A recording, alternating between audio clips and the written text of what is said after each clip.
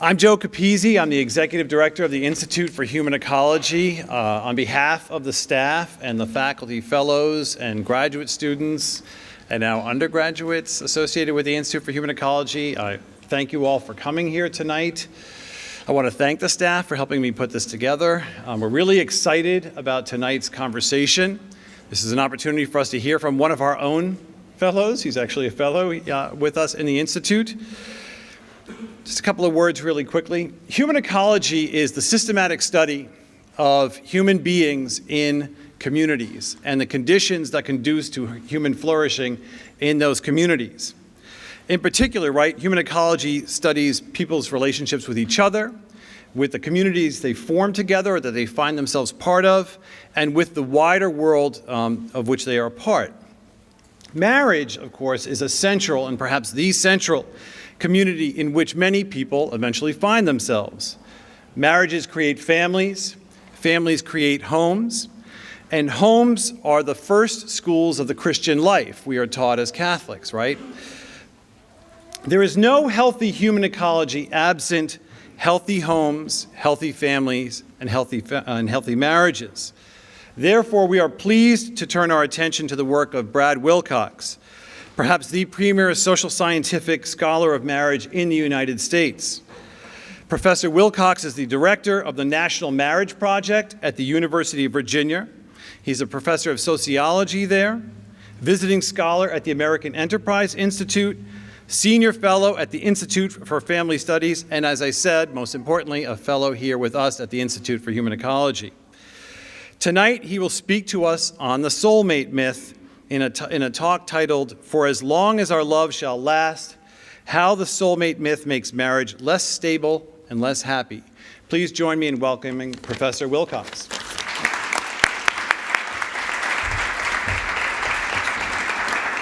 So I'd like to thank Joe Capizzi and everyone else at the Institute for Human Ecology for making this possible.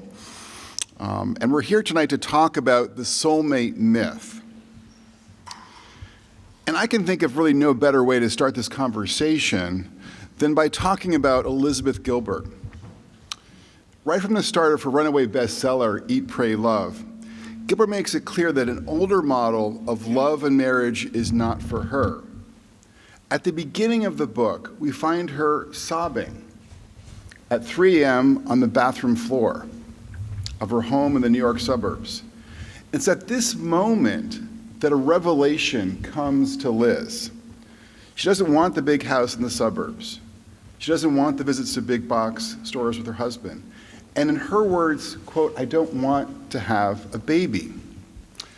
So she leaves her first husband to journey halfway across the world to find herself and to open a new chapter in her life, including at love. This journey takes her to Italy, that's the eat. It takes her to India, that's the pray. And it takes her to Indonesia, that's the love. And as she journeys across the globe, Gilbert tells us she has moved beyond the idea that your life belongs to everyone else, to your father, to your husband, your children, your community.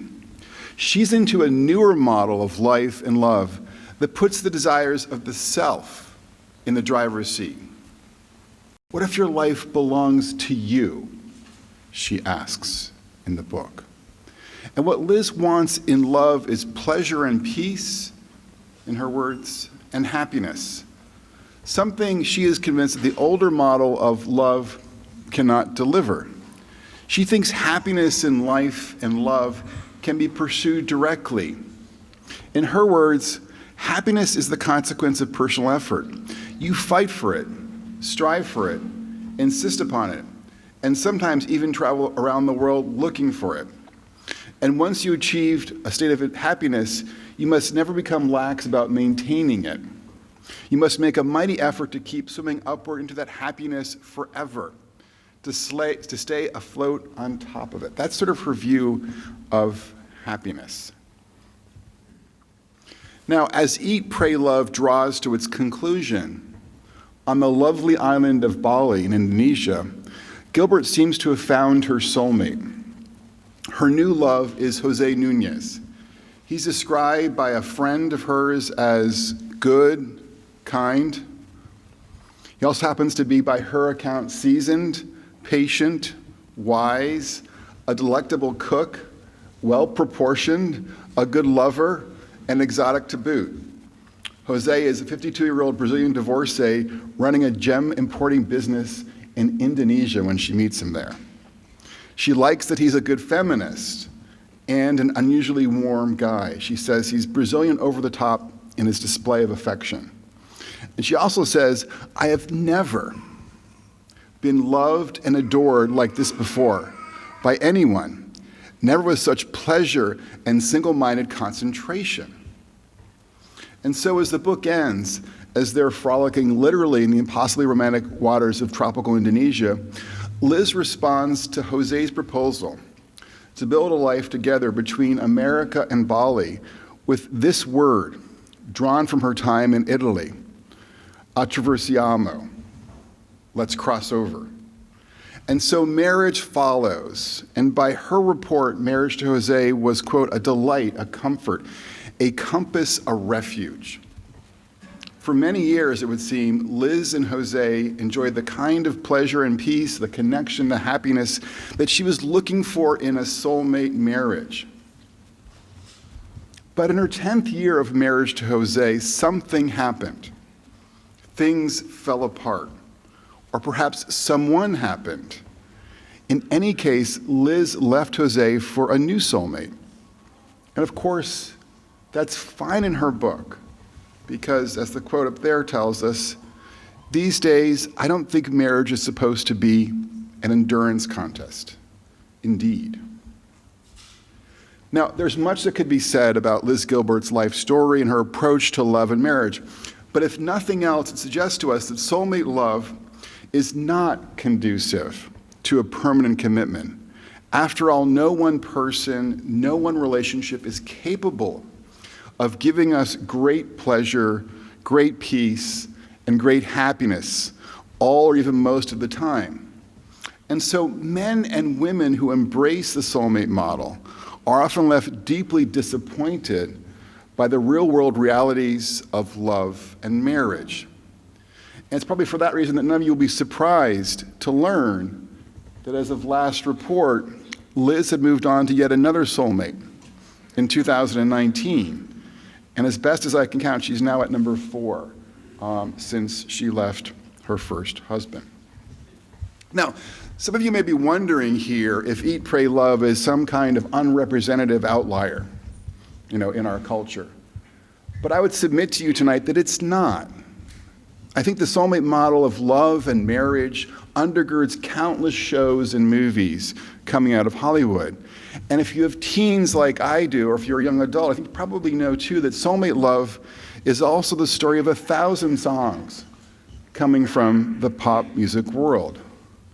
From 10,000 Hours by Dan and Shay and Justin Bieber to Ariana Grande's Imagine, our pop music gives a prominent platform to this model of love.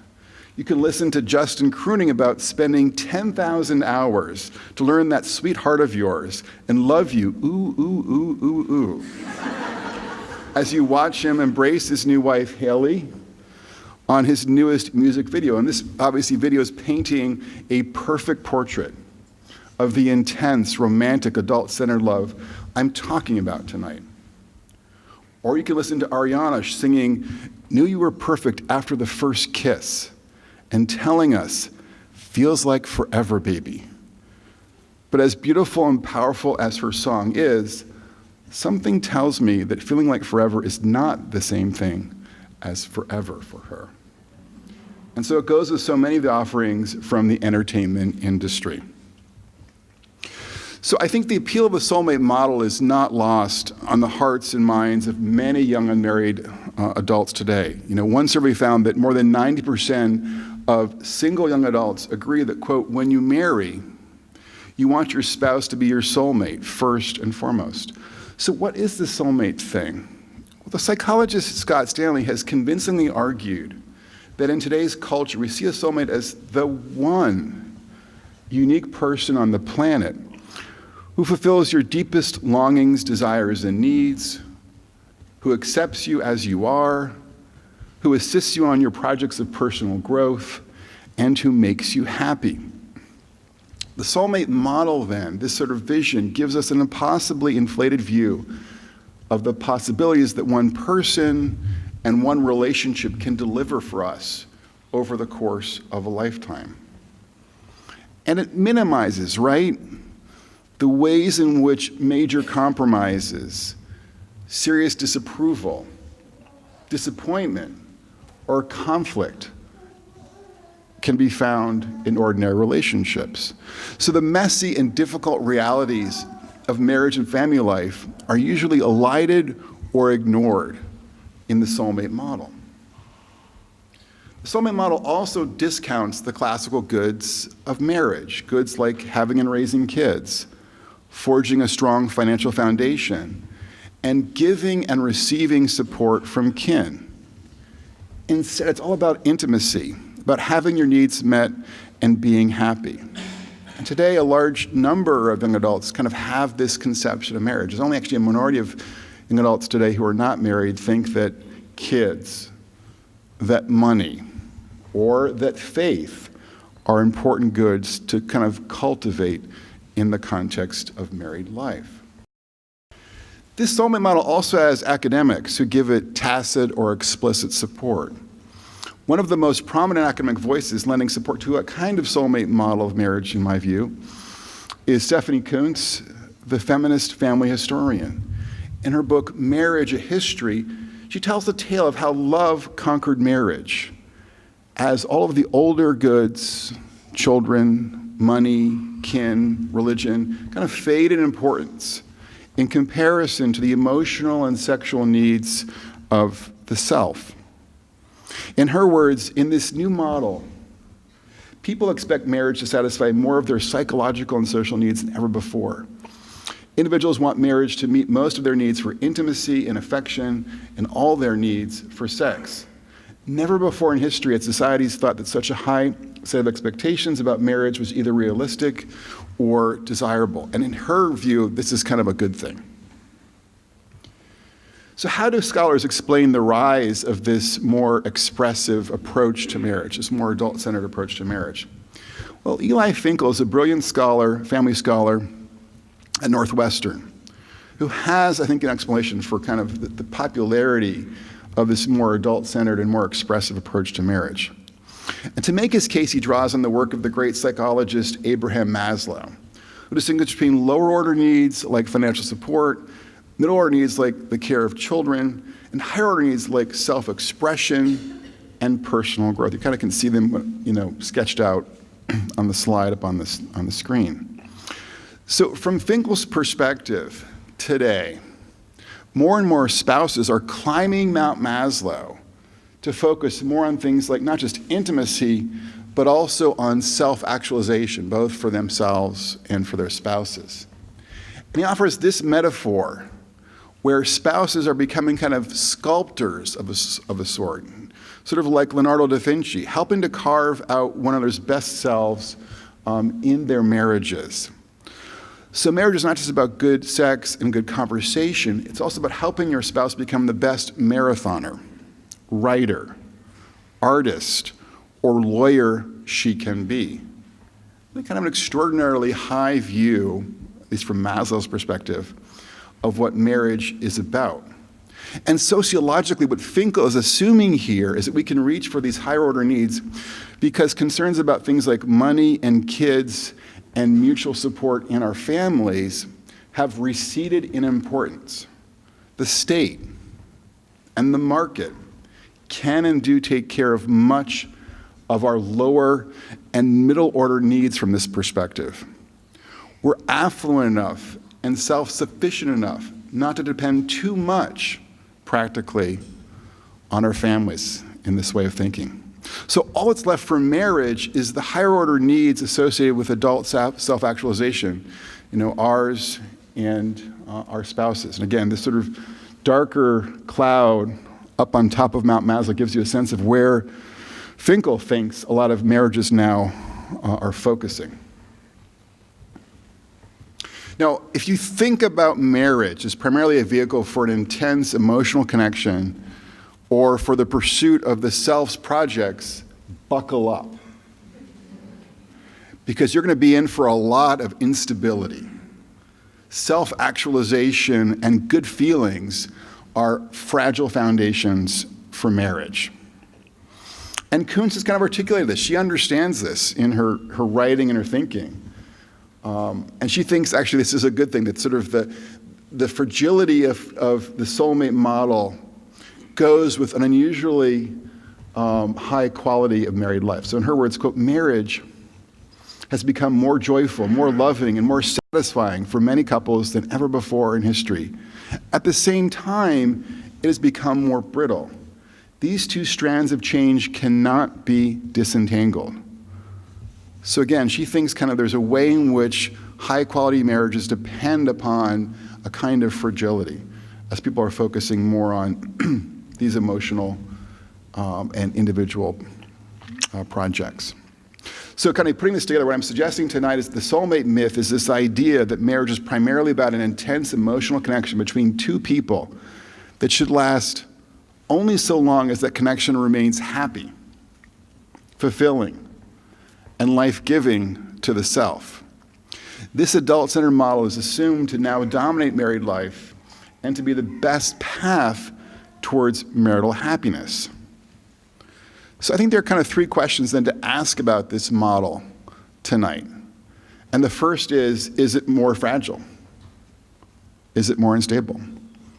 The second question, though, is marriage today actually operating along the emotional, individualistic, and adult-centered lines suggested by the popular and more academic proponents of the soulmate model? And then thirdly, does the soulmate model actually deliver when it comes to forging the happiest marriages in America today? So on the first question, I think there's actually kind of agreement across ideological lines when it comes to married life. I think, Stephanie Kuntz and I would agree that feelings are a fragile foundation for marriage. And we do see at the national level, the couple level, I think a connection between the soulmate model's ascendancy and more divorce. We see, for instance, that in the 60s and 70s, as older ideals, aspirations, and norms about marriage and family were kind of cast off in favor of an ethic sort of celebrating journeys of personal growth, voyages of self-discovery, pursuits of pleasure, and the soulmate model, that divorce was becoming, as you can see here, much, much more common. We can also see, too, as we kind of read stories from this era, from the 1970s, for instance, that a lot of people were moving in ways that kind of discounted the importance of marital stability. This woman, for instance, from Baltimore, is obviously topping out on Maslow's self-actualization scale. She says that after a decade of marriage, she was bored and restless, and so she divorced her husband and moved to New York. In her words, was I spoiled because I was taking so many other people, like my husband and children, just to pick some at random, over the hill with me in my decisions? Or was I moral in the deepest sense, because I would no longer, in the name of sacrifice to others, like my husband and children, just to pick some at random, let slip away the one life I was given as wholly mine to do something with? And this view was articulated too by men in this era as well. So a New York publishing executive had this to say after he abandoned his wife for a new life in Santa Fe in the early 70s. Quote, "My marriage represents a side of me, the socially acceptable part. And I live in conflict between that side, the face that pleases other people, and what I am learning is another part of me, a part I like better." Okay, so you kind of can see how this more individualistic mindset is recasting people's approach to married life. And I think even today, the soulmate model of marriage has considerable power and is sort of shaping how people are approaching, in some cases, marriage. The critically acclaimed movie Marriage Story, for instance, gives us, I think, a more contemporary view of how this model today can fuel marital instability. So let's listen in just very briefly on the Scarlett Johansson character talking to her divorce attorney about why she thinks her marriage should end. So we're going to try to get this video going here now.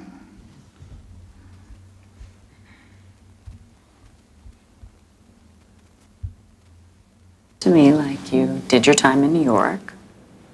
He can do some time here, no? He always said we would, but he never did. How old's your son? Henry's 8. Mm. He likes LA. I don't know if it's fair to him. I want you to listen to me. What you're doing is an act of hope. You understand that? Yeah. You're saying I want something better for myself. You do. And this right now is the worst time. It will only get better. So there's a lot going on in the movie and even in that passage from the movie.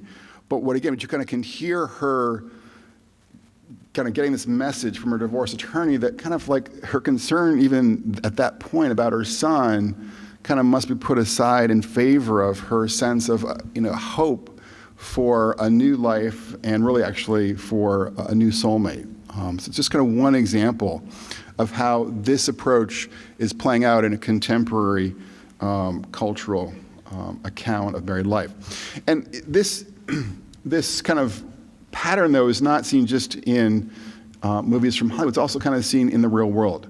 We did a survey in California recently, and we asked people about kind of their approach to marriage and family life. And they had to pick whether they sort of saw marriage as primarily about an intense emotional romantic connection with someone, or as about romance, but also about kids, money, and raising a family together. So kind of like a soulmate model on the one hand, the top sort of version, versus a more family-first model of marriage on the bottom bar here in this slide.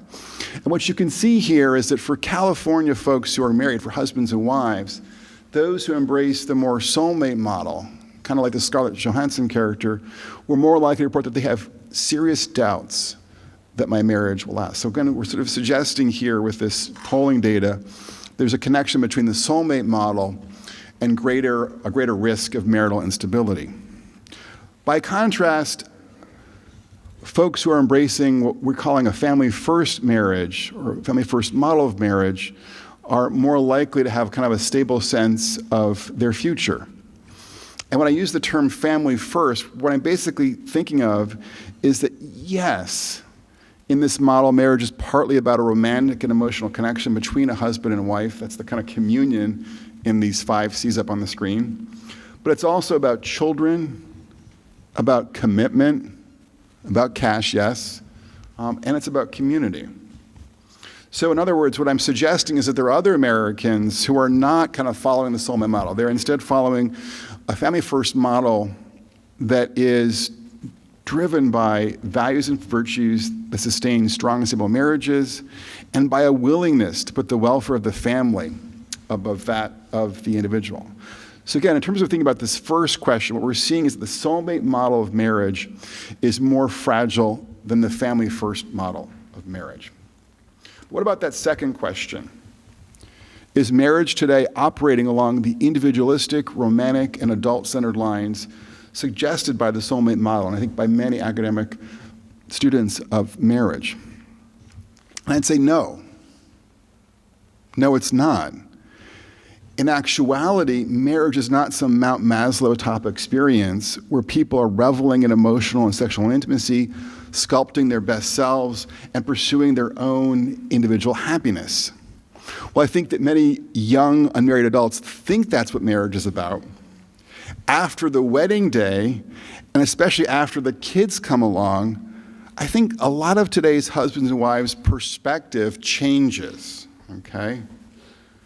So if you come to my house, for instance, on a Thursday night, you'd be quickly disabused of the idea that marriage for me and Danielle is all about candlelight dinners, lingering kisses, heartfelt conversations, or helping one another sculpt our best selves, LOL. I mean, there's none of that. What usually happens is that Nana brings the kids home from school, there's a mad dash to get dinner on the table, help kids with homework, deliver Simone to her tutor, clean the kitchen, superintend kids' screen usage, do nighttime prayers, pay the bills, and then collapse in front of Netflix, okay?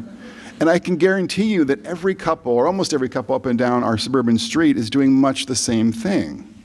Virtually none of us are living some kind of soulmate model. We're living family-first marriages where it's largely about the kids, the money, and the family. It's not about me, in other words, it's about we. And what's happening here, I think, is that there's been a kind of institutional reassertion when it comes to people's practical approach to married life. So what I mean by that is it's about the kids. There's kind of a growing recognition, it's often more tacit than explicit, that marriage is, primarily about providing the best possible context for your children. And this came through in a recent essay in The Atlantic by George Packer, who's a progressive, talking about his experience as a parent in New York City, kind of navigating family life.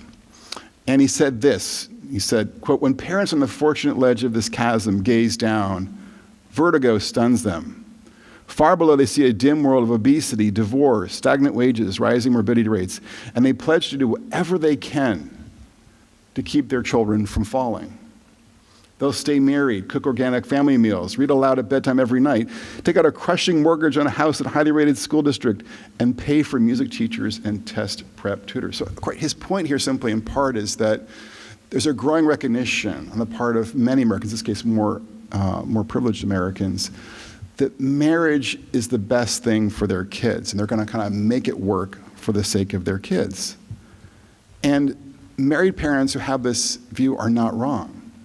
My research here and the research of others tells us that kids who are in stably married homes are much more likely to flourish in school. And as this slide here tells us, to avoid ending up in the principal's office, okay? So this insight about marriage and kids, again, is not wrong. But it's also about the money.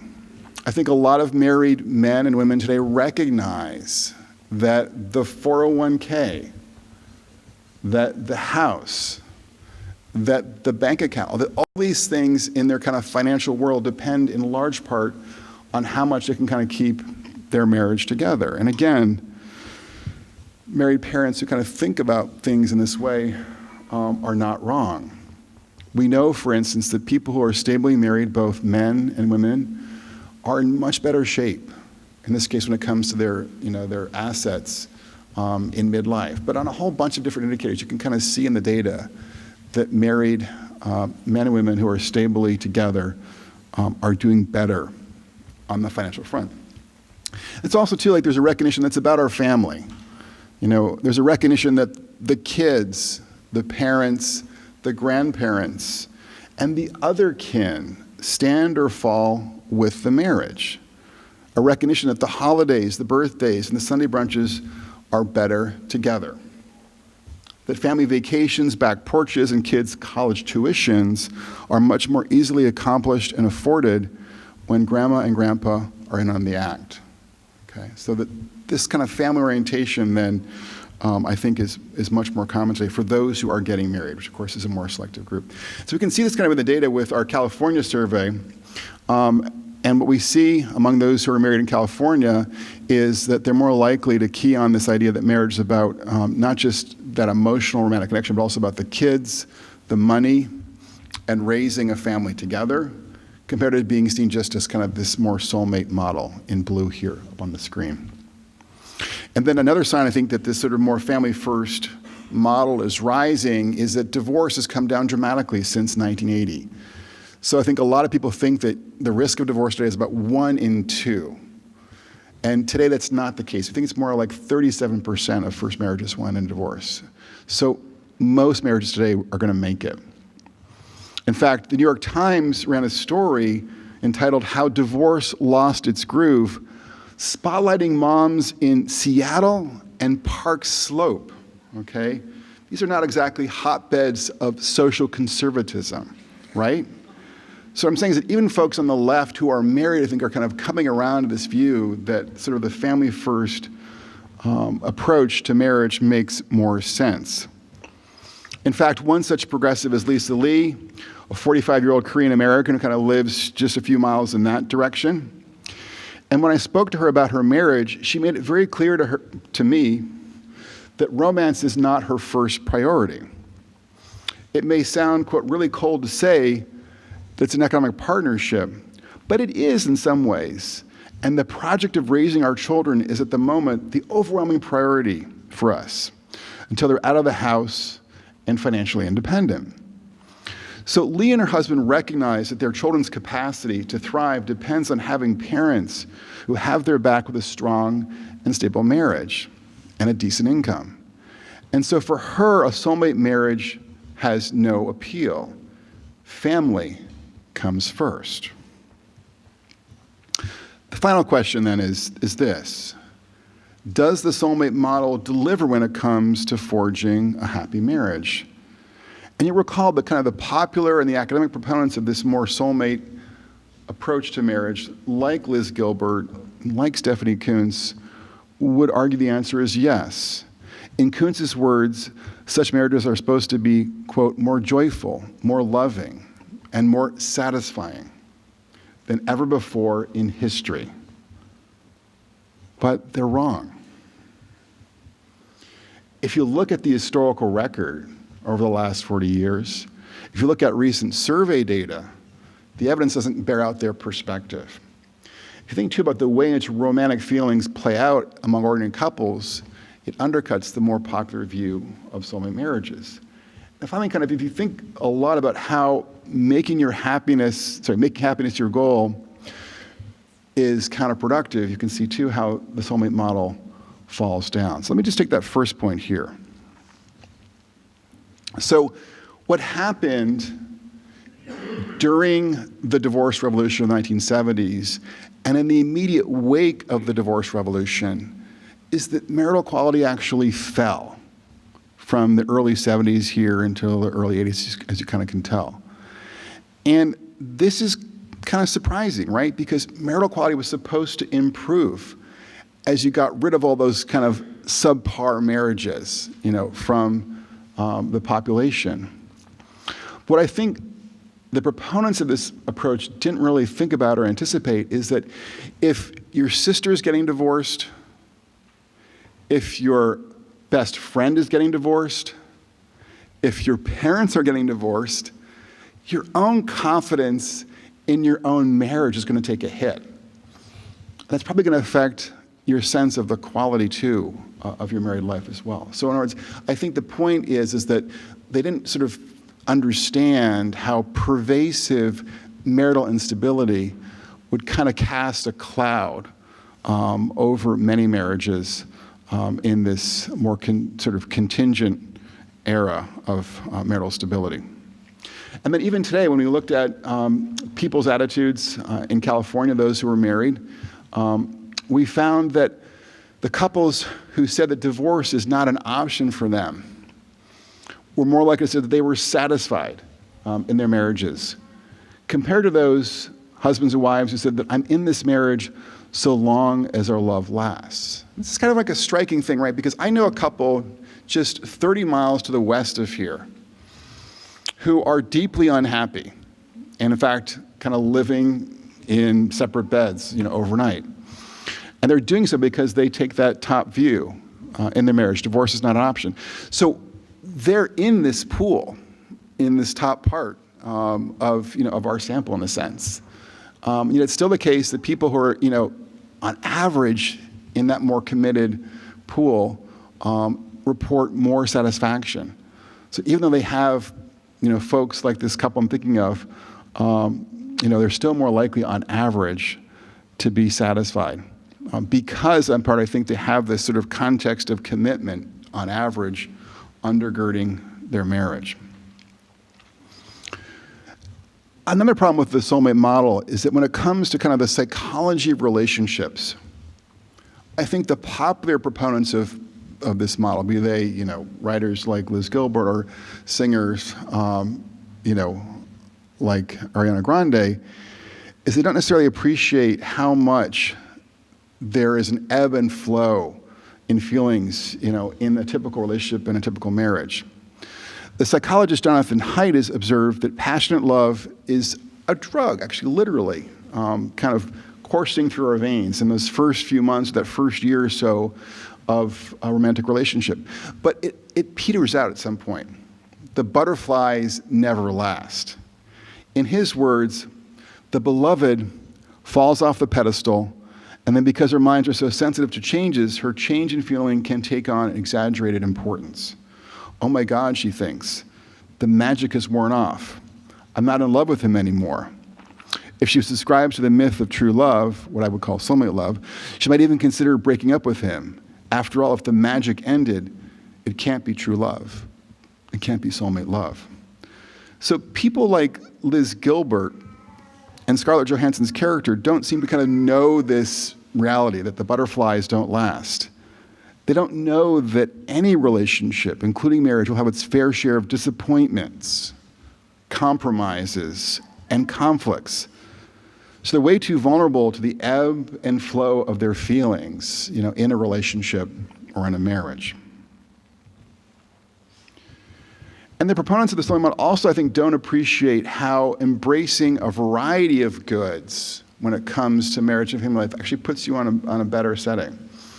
And we see again from our California sample that husbands and wives who embrace the more family first model that has a greater number of goods kind of in view are also more likely to be satisfied in their marriage compared to those who have a more soulmate model of marriage. That's because the family first couples have a richer and more realistic view about what marriage can and should accomplish. My own research, I found that religious Americans are the ones most likely to embrace the classical goods of married life and to embrace an ethic of marital permanence. And they tend also to have the happiest unions in America. So Angela Franklin is emblematic of this pattern. This is a woman who lives in the Atlanta metro area, and because of her faith, she is motivated to continuously work on it, that is her marriage, from regularly kissing her husband to other acts of service. Quote, whatever it takes to make that other person feel good, that's what you have to continue, as opposed to being selfish, thinking that I have that person and that's it. Now, believe me, Angela and her husband are very happily married. And the quality of their marriage is but one example of the way in which a kind of a family-first mindset, kind of a we before me mindset, is much more likely to actually deliver wedded bliss than is a soulmate or kind of more of a me-first approach to marriage. So let me conclude by saying that I think what has happened in the wake of the 60s and 70s is that the kind of the pendulum swung too far away from the family towards the self. This is frankly and partly because at that point in time, many men had insufficiently engaged in the fabric of family life. But I think today, for those who are married, and of course it's a more selective group, the pendulum is swinging back towards family, towards what I'm calling a family-first model of marriage. And this is happening also, frankly, in part because men are more engaged on the home front. And this pendulum shift from sort of self to the sort of family-first model, I think has been driven in part by a tacit recognition on the part of many married people. The soulmate model is a kind of myth, that the idea that marriage can be a vehicle for outsized hopes for intimacy, self-actualization, and happiness, can be unworkable and counterproductive. It leads to more broken homes. It undersells the importance of stable marriage for kids, for cash, and for your kin. And most surprisingly, I would argue, it ends up diminishing your odds of actually being happily married. But this latter point actually, I think, makes sense if we kind of think about it, right? Because as Aristotle taught us, happiness doesn't come from directly pursuing it. It's one of those things that if you kind of pursue it, kind of slips out of your hands. Instead, Aristotle taught us that we are more likely to attain happiness when we don't directly pursue it, but instead seek to live a virtuous life directed towards goods greater than the self. So it's for that reason that it turns out that the happiest marriages today are forged by husbands and wives who realize that marriage is about much more than a soulmate relationship. Again, it's about the kin, the cash, and especially the kids. So the bottom line is that the family-first marriages today are not only more stable and more sensible, but they're also more likely than soulmate marriages to deliver on our deepest aspirations for happiness in marriage and family life. Thank you.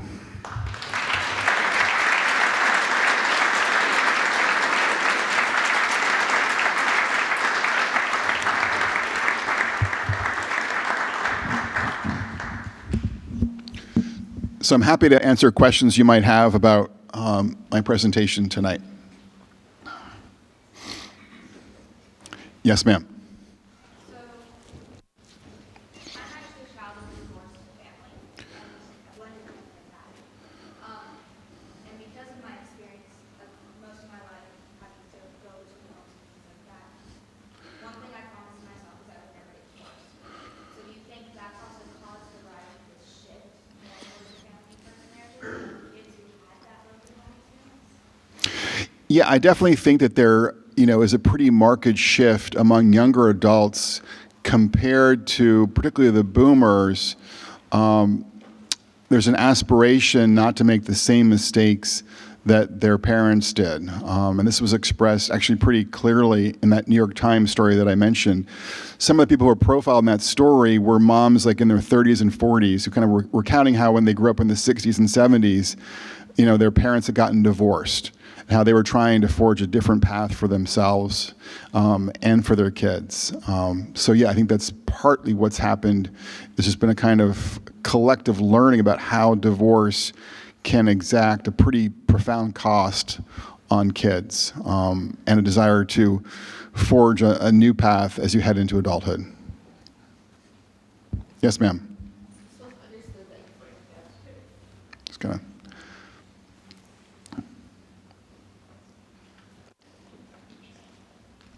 So it's understood that it's the family first method, but how about the families that are like, the parents that are struggling to go through divorce, but they don't want to go through divorce because they don't want their child to go through that. But at the end of the day, they're putting themselves through suffering. How would you wrap your mind around that? So are you saying that, can you explain the sort of situation again? It sounds like you're saying that they're going through a divorce, but they don't want to go through a divorce? Is that what you're saying? Like what you were saying about how they don't get a divorce because divorce is not an option. Right. Because they want to, I guess they don't want their child to go through that broken home phase. Like, how would you explain that type of marriage? Like, what would you give advice? Like, what advice would you give to them? That's a great question. So I mentioned that there's a couple I know who are about 30 miles in this direction who are kind of going through this period of tremendous, strain and struggle. And they are remaining together because, they have this view that marriage is a permanent commitment. But it's really hard for them as a couple right now to be together. So what I would say to them is to continue to, kind of work on their marriage, to look for a new opportunity to sort of, turn over a new chapter, treat their spouse differently, and to recognize that this sort of struggle that they're in is one that, is not going to be unrecognized too by their kids, hopefully, and unappreciated by their kids. And to also kind of just make the point too that for many couples, there are seasons in marriage that are marked by, as I said tonight, tremendous amount of conflict or disappointment or, serious compromises where kind of your dreams and aspirations in the moment are not being realized. But that over time, what we see is that the vast majority of couples who are in difficult chapters of their marriage, but who stick together, see the quality of their marriage kind of tick back upwards. So that, I think, in part should be, like a cause for hope for the couple that I was thinking of tonight, and that example that I gave tonight. Yes, sir, in the back. So it's clear that the soulmate model doesn't work. So what I'm wondering is, if the soulmate model doesn't work, how do you know when you've found someone who you could be happily married with? What's a good way of determining that? That's a great question. So what I would sort of say is, I'm not, obviously denying the importance of some kind of romantic chemistry with a potential spouse. But what I'm also sort of implicitly suggesting here is you should be thinking about kind of the other goods that I touched on tonight. Goods like kids, goods like money, goods like, your broader family network, and thinking about, is this the kind of person who would be, a good parent? Is this the kind of person who would be a good worker? Is this the kind of person who would kind of get along well with my family members, among other kinds of considerations? And then I think more broadly is to sort of think about how much this person is both kind of virtuous on a number of different, fronts, and then also would be a good friend. And so you kind of can imagine when you're both old and ugly, in retirement, will you have a lot to talk about? Will you, have a lot to enjoy together, things that you like to do together? And if the answer to that question, or those questions, is yes, even when we're old and ugly, we'll still really enjoy one another's company, then I think that's probably the sign you should be thinking about marriage in that case. Yes, sir, right here. Based on what you were just saying, so do you still believe that in order to find this love, you have to have a soulmate? Because when you get old and ugly, there's not really essentially that primary kin or money that's coming to you. So would you still believe that a soulmate is essential? That's a great question. I'm thinking about it more in terms of, when I use the term sort of soulmate, I'm kind of designating the way in which I think a lot of people think about marriage, primarily in terms of kind of a romantic and an emotional connection that makes you feel really, really good. And less kind of, again, that appreciation for how someone can be a friend and a good spouse on a variety of different fronts. So like when you're older, I think you can appreciate too how your spouse would be potentially, a good in their career, or good as a grandparent, or good as as a neighbor or as a volunteer.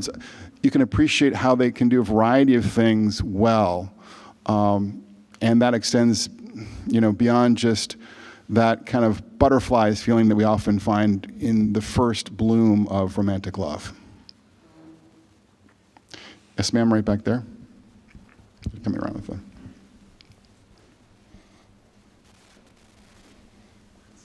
So what about in the situation before marriage even becomes a question? I know you were saying focusing on the money aspect, the children, and it was one more, I'm sorry, I have blanked. Kin.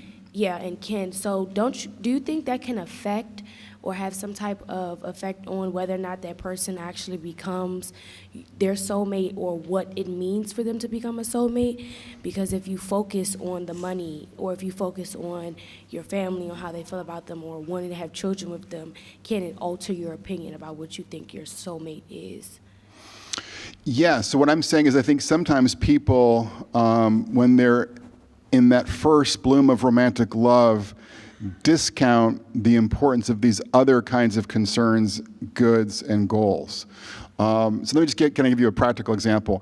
When I lived as a senior on what's called the lawn at UVA, it's sort of a central quad at UVA, there were a lot of student leaders in that little quad where I lived my senior year at UVA. And during the middle of the year, the head of the college Republicans started dating the head of the campus literary magazine, okay? And they were both very attractive people, both probably around 21. And there was a lot of chemistry there between the two of them, a lot of romance, a lot of probably hormones were kicking in for them as a couple.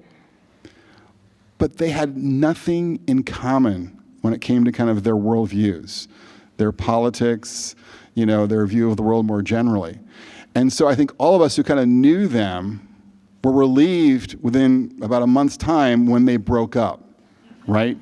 Because they weren't really compatible for one another in terms of, I could not imagine them when they were both old and ugly, having a conversation about politics, for instance, that would have been amicable, right?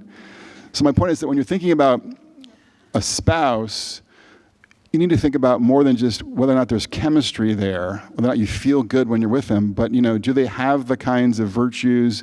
Do they have the kinds of commitments? Do you have common interests, common values that will sort of cement you, 10 years, 20 years down the road?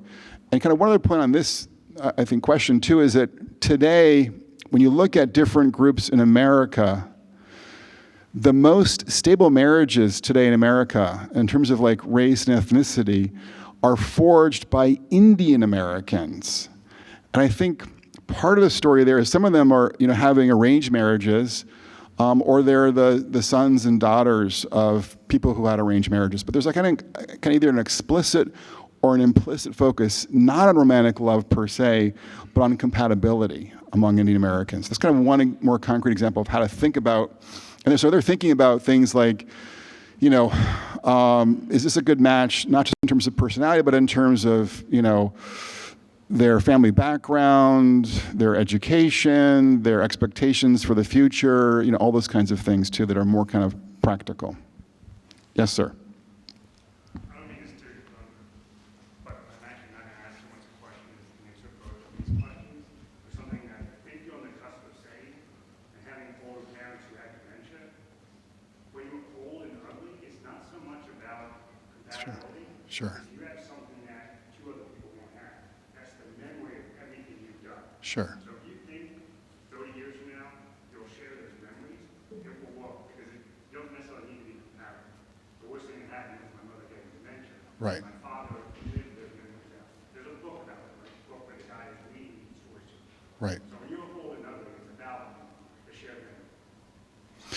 Right, and in that sense too, kind of the sort of family first mentality, having a sense that you're part of a, of a past and a current reality that's, that extends beyond just, sort of that emotional connection or compatibility in that moment.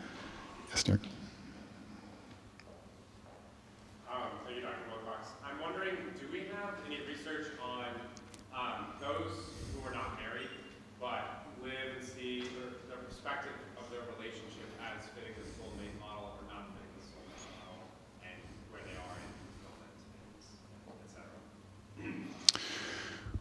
Well, we do know that, as I said tonight, unmarried young adults, many of whom are cohabiting, are more likely to have, I think, a kind of soulmate understanding of their relationship. And then I think what happens, though, for many people is that once they do get married and make that commitment to one another and then start having kids, their perspective can shift in a more family-first direction. But I would say that, again, many young adults kind of today have this more soulmate view of their relationships that, as I said before, is kind of more contingent and more likely to probably to be attentive to just the ups and downs, the ebbs and flows of feelings in their relationship. And also, of course, it's important to acknowledge, too, that cohabitation is much more unstable than is marriage. I think partly because there's sort of a different way of thinking about it than marriage in terms of, again, sort of the family first ethos versus kind of the more romantic ethos. Yes, sir, right here. Thanks. Dr. Wilcox, thank you for a really interesting talk. I would like to kind of build off of that question, and a couple of times you referred to the sort of more recent marriages as a more select group, which I think is a reference to the overall decline of marriage. And so the decline of divorce is related to this rise in people never getting married. Right. And so I'm curious, since a lot of your research, the research you presented tonight, is focused specifically on the married, what happens, and there are also class-related distinctions, sort of in the contemporary marriage picture. What happens to the data when you look at those, when you sort of broaden the sample size and look at some of the families that don't involve a marriage or have never involved a marriage? Right. So I think that's a great question. So I think what's happened in part is that there's a kind of a selection effect going on, like we talk about in the social sciences, where the types of people who have this more family-first mentality are today more likely, of course, to get married. And those who have kind of a more, either a more romantic or just kind of more view in general of relationships are more likely to remain single or just sort of cycle through cohabiting relationships. So again, part of the story here is that the folks who are getting married have a willingness to sort of jump over that threshold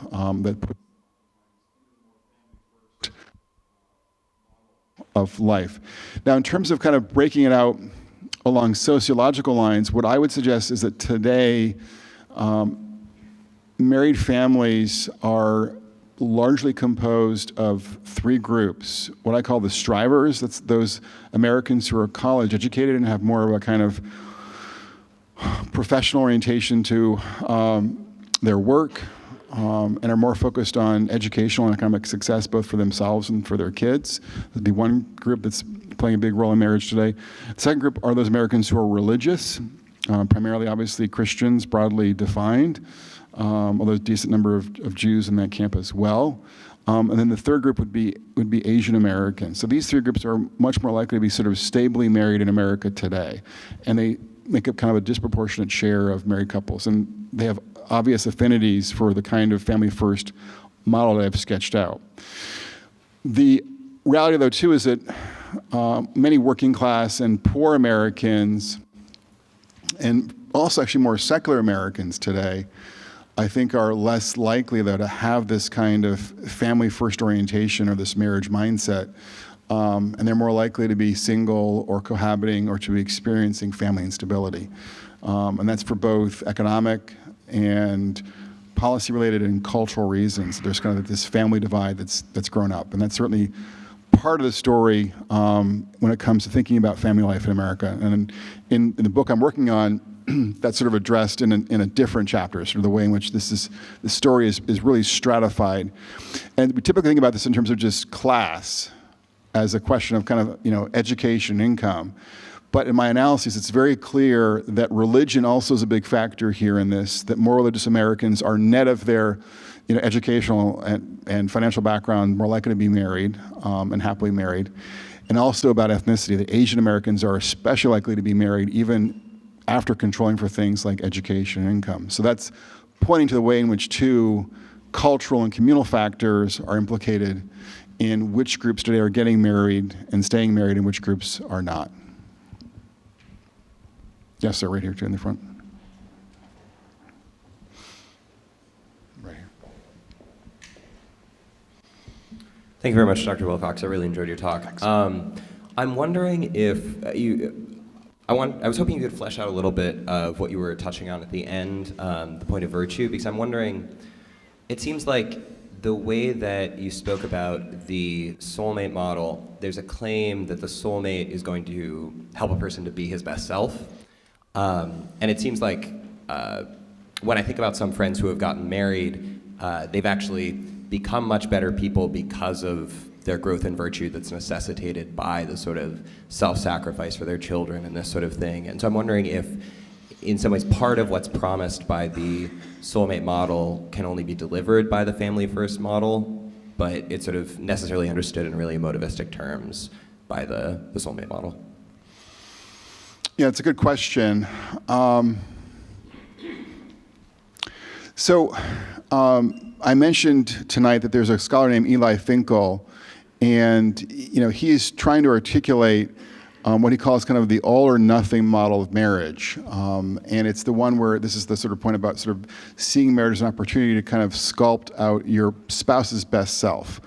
So there's a way in which that can be kind of obviously, other-centered and virtuous, and an opportunity to kind of grow in a number of virtues. But I think what that model misses is the way in which things like seeing marriage as a vehicle for serving one's children, for building a financial nest egg together, for being part of a larger kinship network, for sharing a common faith, these other goods are kind of lost sight of, even in this sort of Eli Finkel kind of model.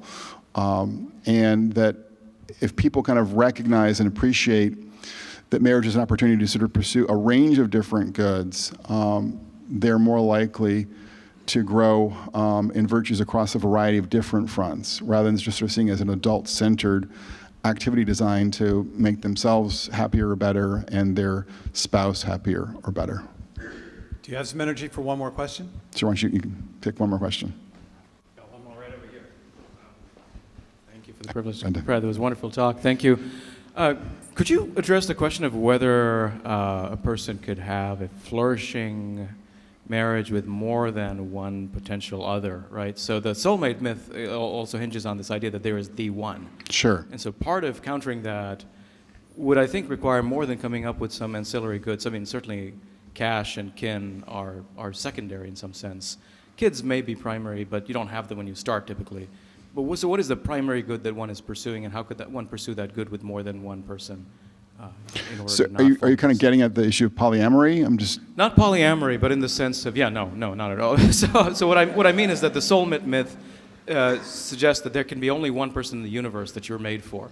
Yeah. But I think you want to suggest that a flourishing marriage, which is a kind of friendship, I don't want to put words in your mouth, but it seems to be a kind of friendship that one could pursue with potentially multiple people, but you encounter one person at a time at a given point in history. So going back to Angus's question, like how does one know in some sense, right? So beyond romance, what is the good that one can pursue?